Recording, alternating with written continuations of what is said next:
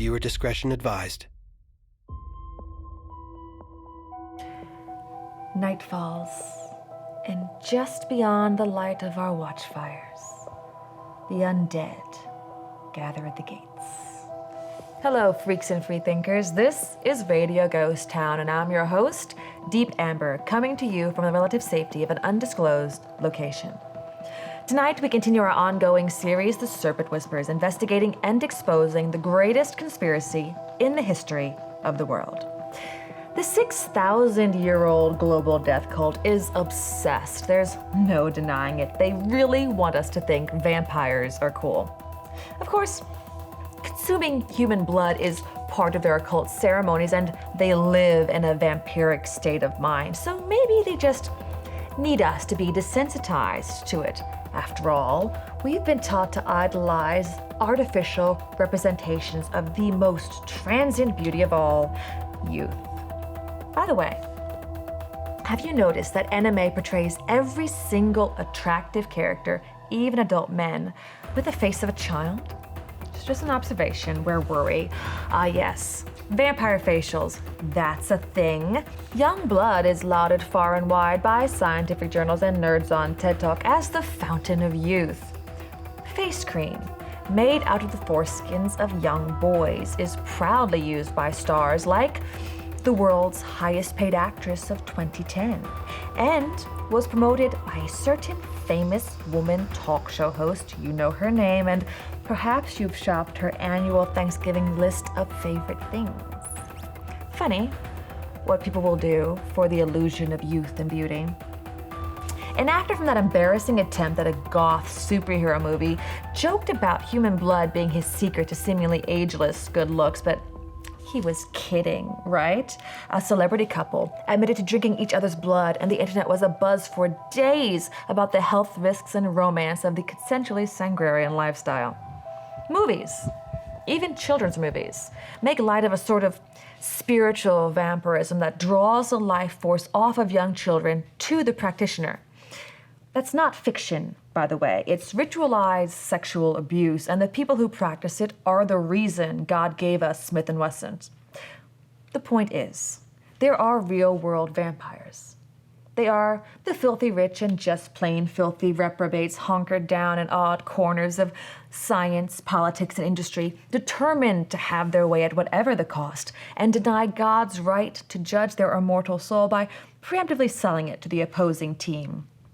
Yes, the vampire trend, like all others of its kind, was manufactured.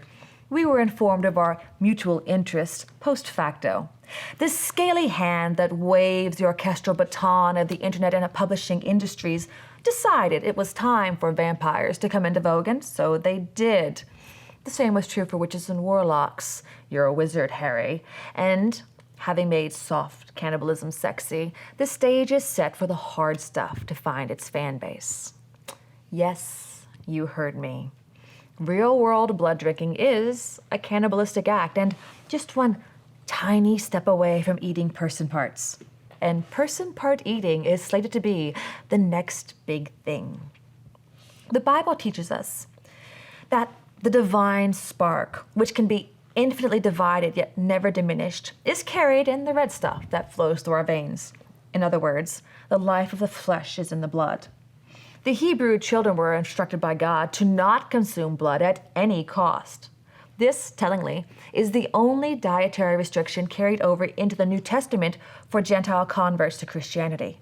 Do not consume blood. Blood is sacred. By extension, human life is sacred. We all knew this once, but the serpent has been hard at work, 1 degree at a time, teaching us to despise what was made in God's image. Now, human life is treated as essentially valueless. The earth-worshipping green movement sees us all as a blight and a plague upon Mother Gaia.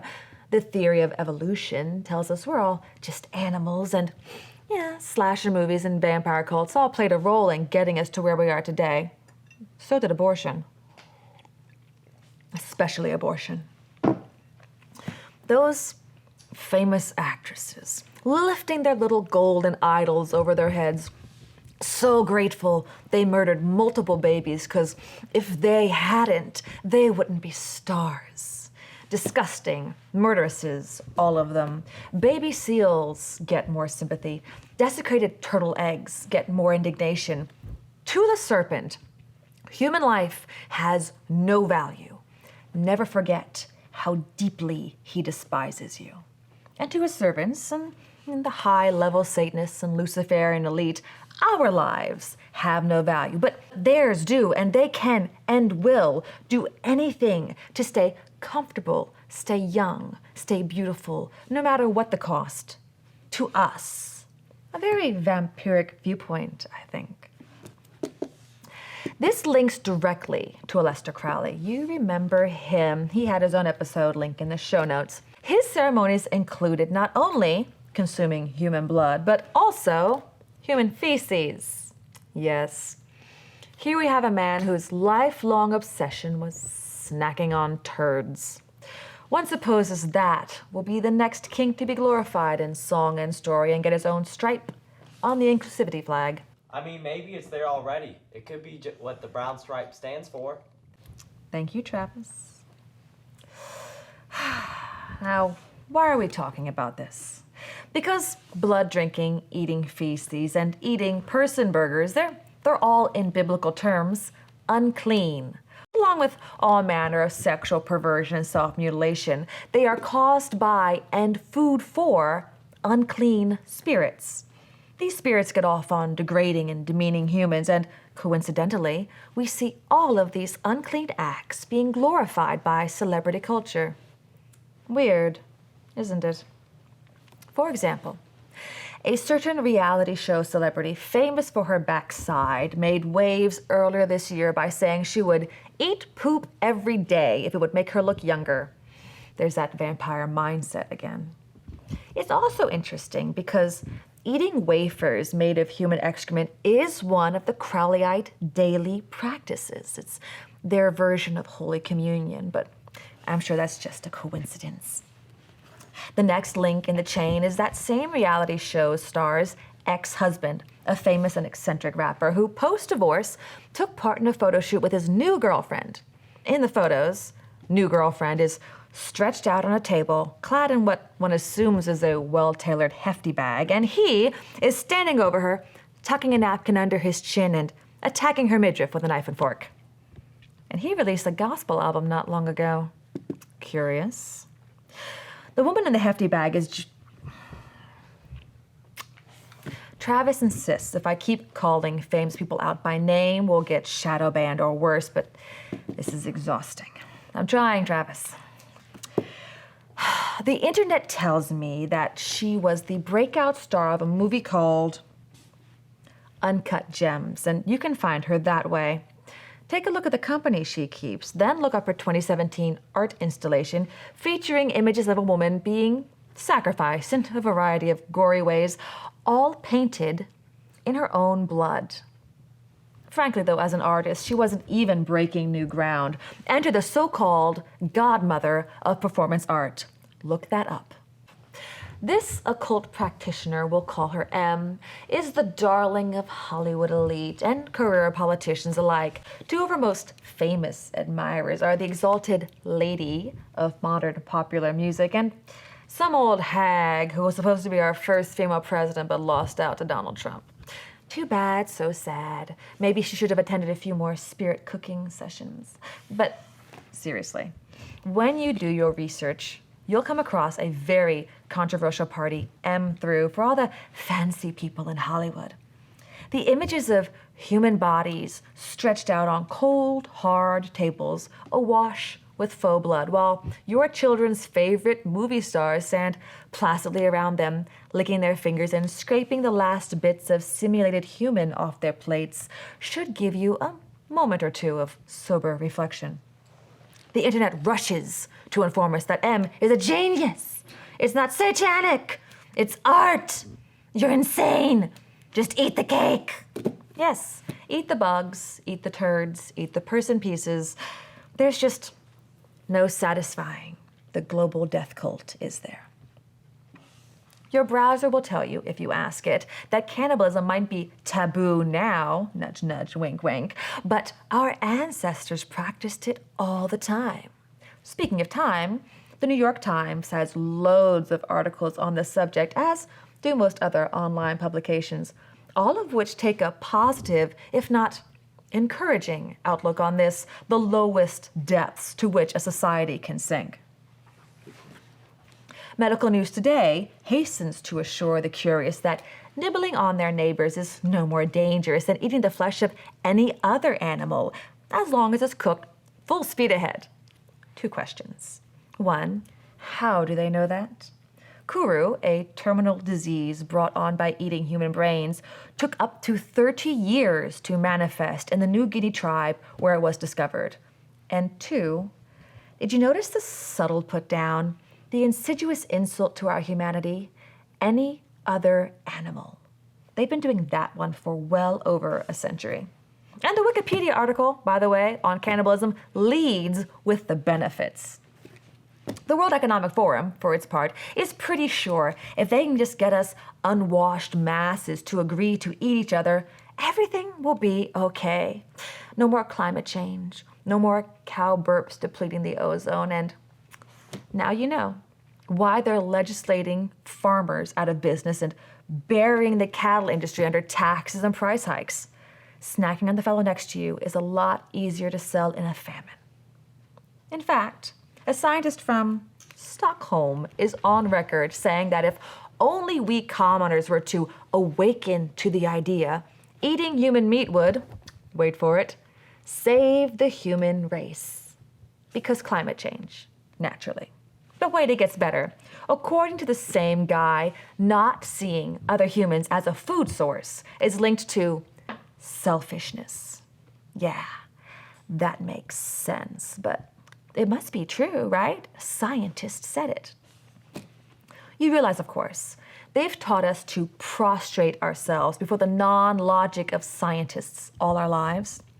And during the great field test of 2020, we proved to them that we would do so in defiance of reason and even to our own hurt when, faced with the droplets, constant flip-flopping and self-contradictions, we humbly just went along. But back to our Swedish scientist, can you guess his area of expertise? He is a behavioral sciences expert, and he thinks, his word, not mine, we can be tricked into doing the right thing. Oh, and he admits that eating bugs is an important step in the process. Don't let's be tricked, okay, freaks and free thinkers. Let's, you and me, stay human. Everywhere you look, from sexy celebrity photo shoots to respected scientific publications, the consensus is clear. The only real danger of cannibalism is potential criminal prosecution and the social stigma of prejudiced fools. Imagine picking on the poor people eaters. They're only doing their part for the planet. And there it is. They finally did it. They found a way to give victim points to literal cannibals. And victim points are the currency of our time. They drive the younger generation. Victim points are a free pass for any behavior. So, naturally, to get the ball rolling, the time has come to make a movie about it. The official genre is listed as coming-of-age, romantic, cannibal road film, which alone makes my point for me. Granted, it's not the first attempt to make consuming human flesh the focal point of a movie or TV show. It's the one that will stick, though, and I'll tell you why. Because they found their audience. The film is called Bones and All. Watch the trailer if you can stomach it, pardon the pun. It's angsty and romantic, and Lord help us, it's made for teenagers. The people eaters are sympathetic and quirky and just loaded down with victim points. They can't help it because they were born this way. When the boyfriend says he doesn't think he's a bad person, the girl says she doesn't care what he is. She just knows she loves him.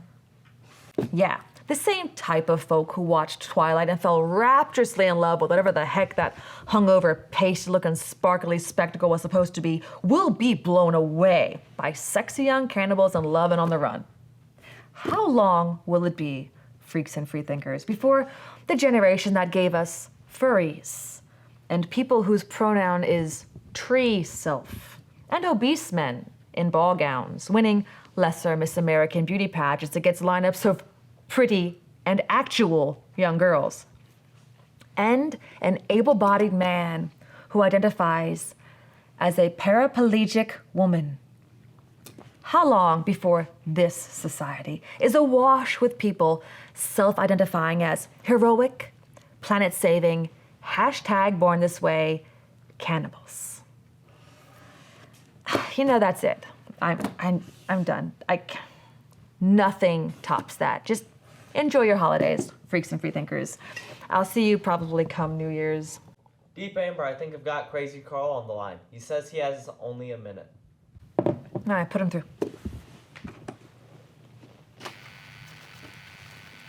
Crazy Carl, what's new? It's not new, Amber. It's Universe 25. And they've known about it since the 60s. It might be inevitable for mice, but not for humans. They had to steer us towards it. Manipulate. Control. Can you speak up, Carl? We have a bad connection. You're right about everything. It's a massive psyop. Operation Mockingbird was the trigger, but Monarch was the bullet. Did you say Operation Monarch? People aren't losing their humanity. It's being stolen. Scientists play their part, but they aren't in control. They never were. The Nazis brought it with them after the war. We gave them power. The agencies gave them power over us. It was the beginning and the end. We're not even us anymore. Carl, I'm not getting everything you're saying. There's interference on the line. Could we... I know this is a big ask, Carl, but could we meet in person maybe after New Year's? I can't afford to be recognized. We protect your identity. You have my word, Carl. Carl? Are you still there? I'm here. Okay. It's worth the risk to get the message out. I'll be in touch. Crazy Carl out. Well, just when you think things can't get any more interesting. But now, for the record. Satan is alive and active in the world today. He is your mortal enemy with just one goal, to destroy you, body and soul. But the good news is, we have a champion. His name is Jesus. Jesus is the only way to God, and the Bible is our only source for absolute truth. Together, they're our only hope for salvation. I'm Deep Amber, and this is Radio Ghost Town. Travis.